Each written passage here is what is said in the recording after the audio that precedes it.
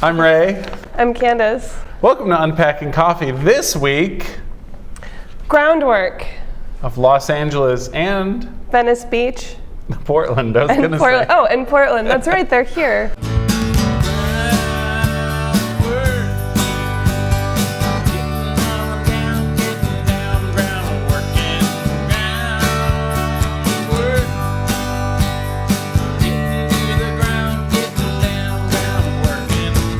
You know what, Candace? Right? It occurs to me that we don't have any coffee. You want to go get some? I think I'd prefer coffee, yeah. All right.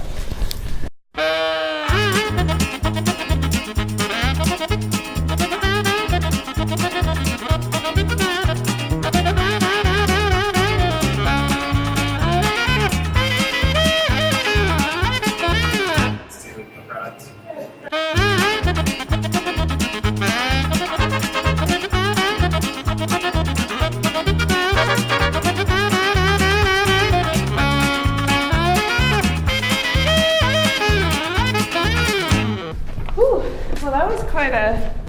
I think I drank all my coffee. But I feel like Venice Beach sounds more... Well, it's not Los Angeles. It sounds more beachy. It sounds like it's non-Los Angeles. I spoke with Jeff Chean. My name is Jeff Chean, and my title, self-given title, is Chief Coffee Guy.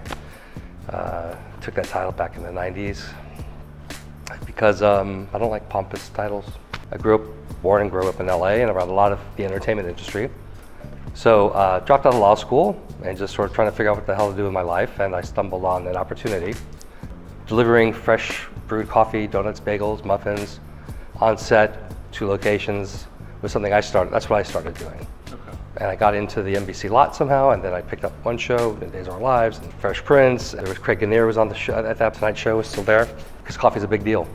People sometimes won't work till the coffee's there. So I said, you know what, I need to control the quality better of the coffee that I'm using to brew, and started experimenting with roasting. And then I opened up a small roastery where I was roasting, and then I realized I really enjoyed that a lot more than we need 5 cups of coffee and 3 donuts quartered at 4 in the morning in Malibu, which eventually became the Supreme Bean. So I took the assets out of Joe Go and merged that with another small company like size that was called Supreme Bean, and we started to grow that together.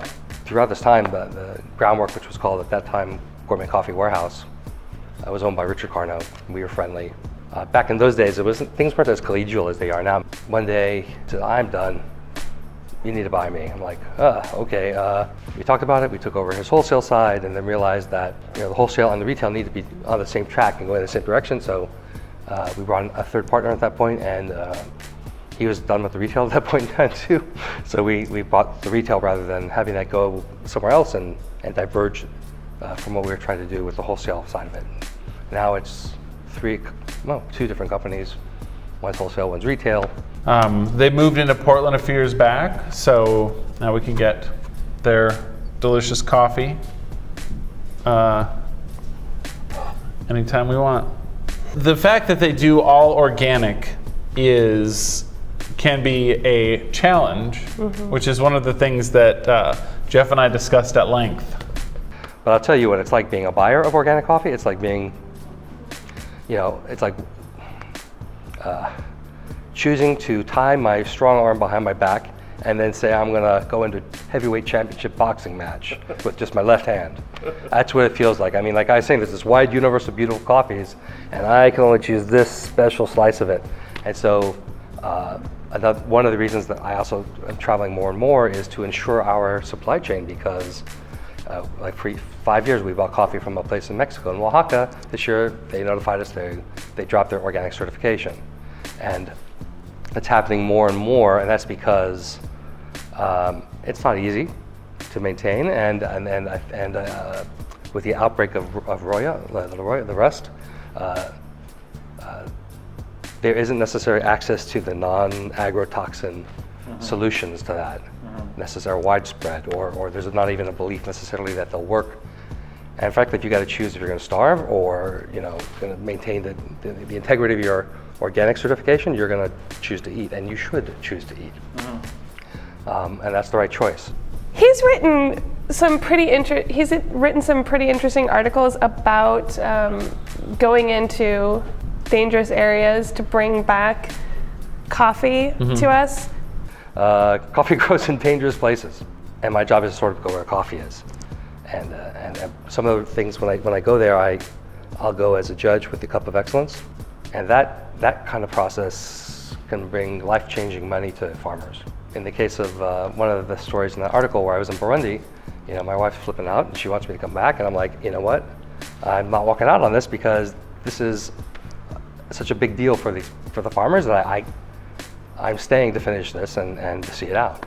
So their logo appears to be a shovel and a spoon connecting you to the earth. Yeah, but I have to say, sometimes I get real tired of anything that is organic or sustainable being like, I have this like color in my mind that's like the organic green or the organic, and I just really like the fact that they have their own feel to it, but then they're also just really focused on being sustainable. They do a great job on the back of every bag, just educating us a little bit about the social change that's happening as a result of the power of your purchase. That's pretty amazing. I mean, that's cool. I think sometimes it can be hard to have a really strong tie to the growers or what's happening at source when you get coffee, and they're doing a really good job. They put a lot of documentation on their package. I'll say that. Because I think it's for real. Yeah. So what about this move to Portland? What the hey? One of the other similarities about Venice and Portland is the strength of the concept of local, right, and what that means. So, whereas I think we've been welcomed by many people, there are other people who are like, you're not local.